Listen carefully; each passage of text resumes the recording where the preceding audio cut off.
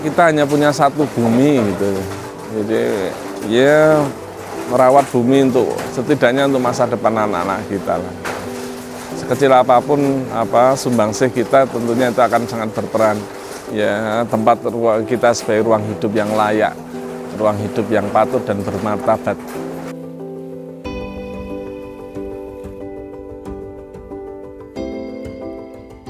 Jadi TPS 3R di Panggung-Harjo ini berdiri sejak tahun 2013, yang awalnya itu dikelola oleh Badan Usaha Milik Desa Panggung-Harjo, di mana kemudian pendiriannya itu sebenarnya diletakkan dalam 3 perspektif.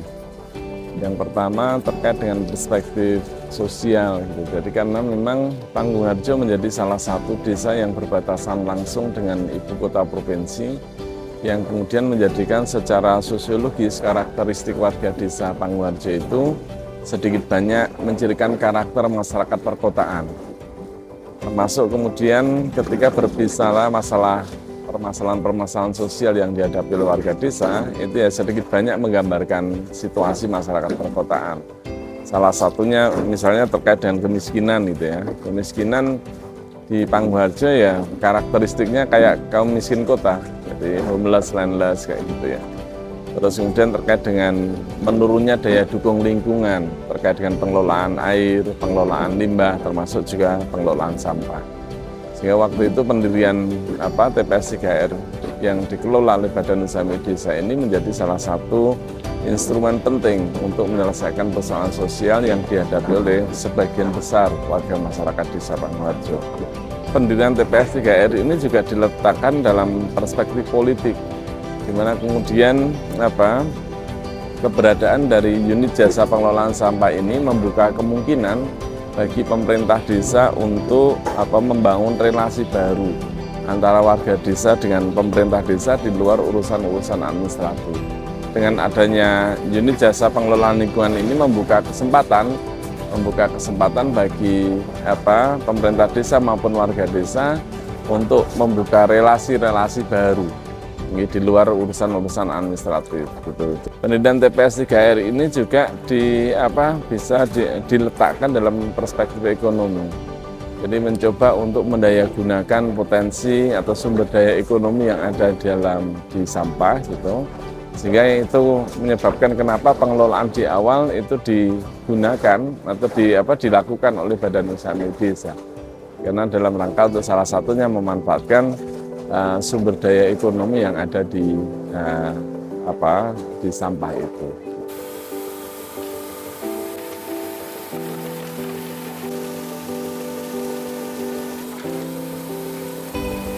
Secara sosial setidaknya ada sebagian besar persoalan warga desa Panggung-Harjo yang terselesaikan.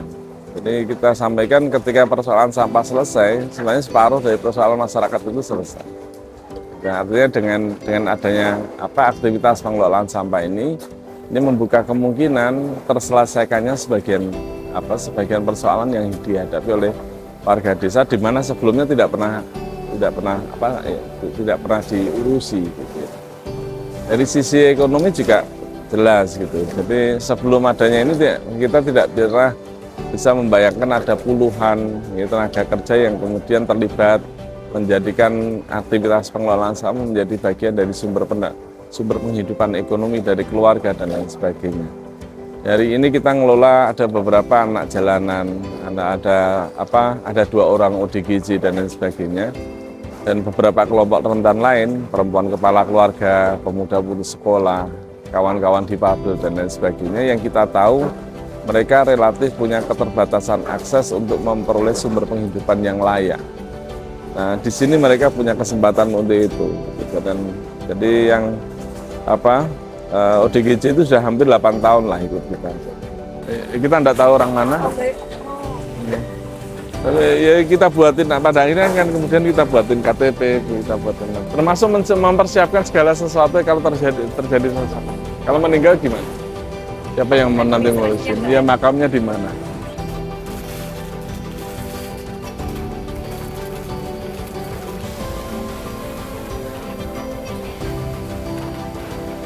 Itu kira-kira dampak ekonomi dampak ekonomi yang kemudian tidak hanya berdampak pada pengelola, tetapi juga berdampak pada terbukanya kesempatan bagi sebagian warga yang relatif punya keterbatasan akses untuk memperoleh sumber penghidupan yang layak untuk bisa memanfaatkan sumber daya ekonomi yang ada di sampah. Gitu. Hari ini 30-an lah tenaga kerja kita ini. Hari ini 30-an yang mereka ya relatif kemudian punya kesempatan untuk memperoleh sumber penghidupan.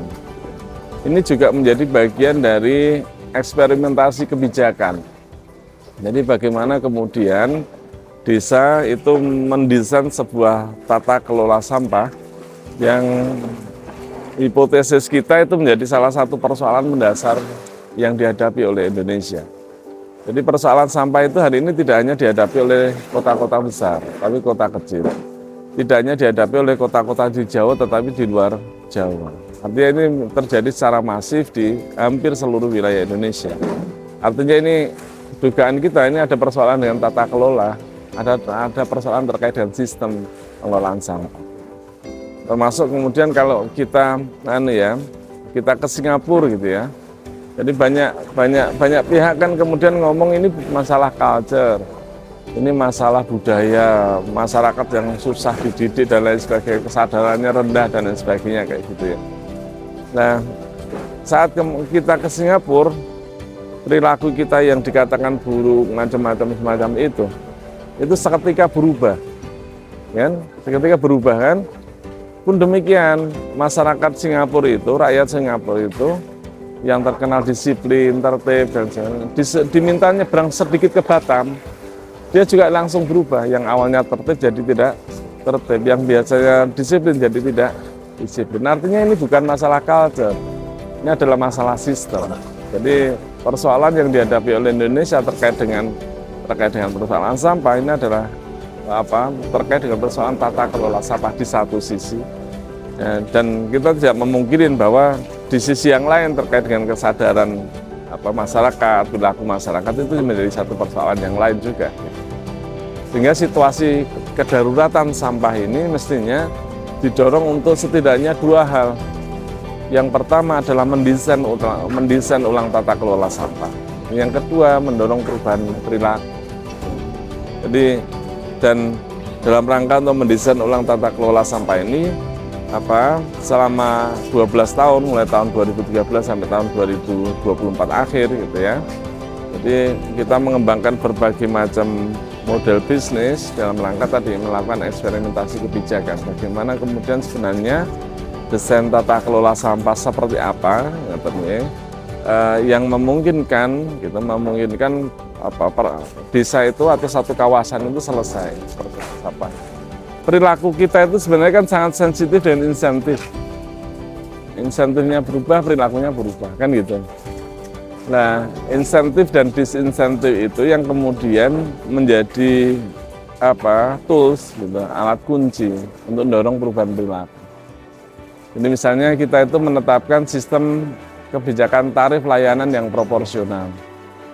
Jadi setiap sampah yang kita ambil ditimbang, kan gitu, sehingga keluarga atau komunitas yang menghasilkan sampah banyak, jadi harus membayar lebih, kan gitu. Nah, termasuk kemudian ketika satu keluarga menghasilkan sampah sedikit, tentunya dia hanya menanggung biaya yang sedikit. Terus kemudian yang disebut sampah itu adalah ketika campur. Jadi ketika sisa makanan campur dengan plastik, campur dengan kertas, campur dengan residu gitu ya, diapers dan lain sebagainya, dalam satu wadah itu namanya sampah. Tapi kalau terpilah, dia itu adalah komoditas. Dia adalah barang bahan baku yang kemudian bisa digunakan untuk menopang industri lainnya. Gitu. Sehingga kalau yang keluar rumah tangga itu berupa campuran, maka semuanya akan kita anggap sampah. Semuanya akan kita timbang, semuanya akan kita jadikan sebagai dasar penetapan retribusi. Aktivitas pemilahan inilah yang kemudian kita geser. Yang awalnya di hulu, di TPA baru dipilah, atau di TPS 3R baru dipilah, itu kita dorong sebisa mungkin aktivitas pemilahan ini berasal dari rumah tangga. Karena sebenarnya aktivitas pemilah, kenapa juga harus nunggu sampai TPS 3R baru dipilah? Mending pas waktu di rumah itu dipilah, karena secara volume lebih sedikit tentunya lebih sederhana prosesnya. Terus ya sumber daya yang dibutuhkan juga jauh lebih minim gitu. Itu yang sedang kita terus upayakan gitu. Kita hanya punya satu bumi gitu.